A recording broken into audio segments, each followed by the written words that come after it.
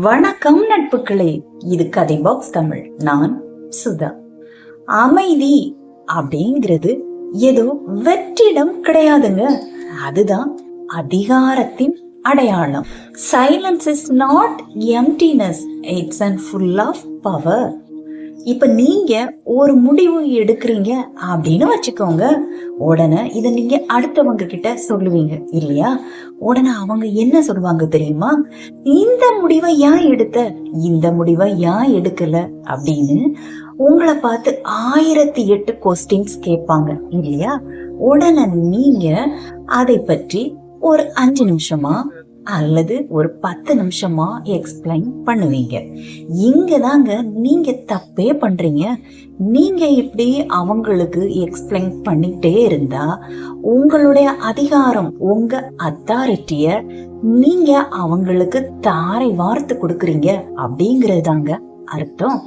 High value people அப்படின்னு சொல்லப்படுறவங்க இருக்காங்கல்ல, அவங்க யாருக்கும் எக்ஸ்பிளைன் பண்ணவே மாட்டாங்க. No explain.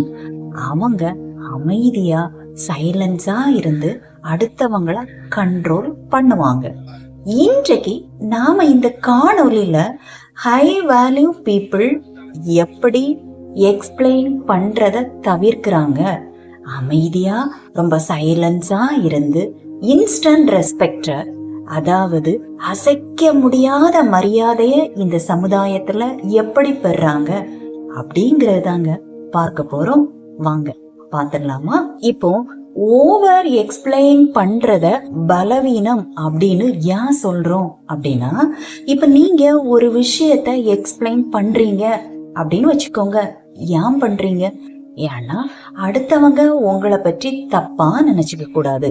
இந்த விஷயம் சரிதானா, அடுத்தவங்க இத பற்றி என்ன நினைக்கிறாங்க, அடுத்தவங்க இத ஒத்துக்கணும் அப்படிங்கிறதுக்காக தானே.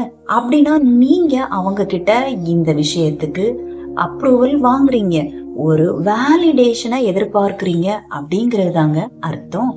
ஆனா இந்த புத்திசாலி மனிதர்கள் மௌனத்தை, சைலன்ஸ ஒரு சைக்கலாஜிக்கல் வெப்பனாக பயன்படுத்துறாங்கங்க. நீங்க அதிகமா பேசும்போது உங்க அதிகாரத்தை நீங்க இழக்கிறீங்க. இப்ப நீங்க பேசாம அமைதியா இருக்கும்போது ஒரு வெற்றிடம் உருவாகும் இல்லையா? இந்த வெற்றிடத்தை மற்றவங்களால புரிஞ்சிக்க தெரியாம அவங்க புலம்புவாங்க. இந்த இடத்துல தாங்க அதிகாரம் உங்க கைக்கு மாறுது.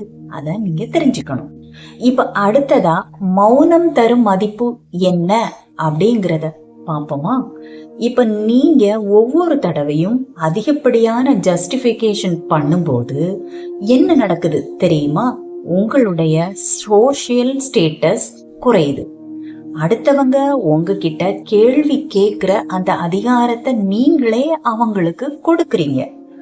மூன்றாவதா, உங்க மேல உங்களுக்கே நம்பிக்கை இல்லை அப்படிங்கிற சிக்னலை நீங்க அவங்களுக்கு அனுப்புறீங்க. ஆனா இந்த ஹை வேல்யூ பர்சன் என்ன பண்ணுவாங்க தெரியுமா? அவங்க அவங்களுக்குன்னே ஒரு தனி ரூல ஃபாலோ பண்ணுவாங்க. அது என்னன்னா, நெவர் எக்ஸ்பிளைன், நெவர் கம்ப்ளைண்ட். அதாவது விளக்கம் சொல்லாதே, புகார் சொல்லாதே அப்படிங்கறதுதான். அவங்க ஒரு எல்லைய, ஒரு பவுண்டரிய வகுக்கும் போது ஏன், எதற்கு அப்படின்னு விளக்கம், காரணம் சொல்லவே மாட்டாங்க. இதுதான் என் முடிவு, பிடிச்சிருந்தா இருங்க, இல்லைன்னா போங்க அப்படிங்கிற ஒரு தெளிவு அவங்க கிட்ட இருக்கும். ஆனா மேலோட்டமா நாம பார்க்கும்போது அவங்க ரொம்ப ரூடா நடந்துக்கிறாங்க, ஒரு கர்வமா நடந்துக்கிறாங்க அப்படின்னு தான் தோணும். ஆனா உண்மையிலேயே இதுதாங்க அவங்களுக்கு ஒரு மரியாதையை பெற்றுக் கொடுக்கும். தெரிஞ்சுக்கோங்க.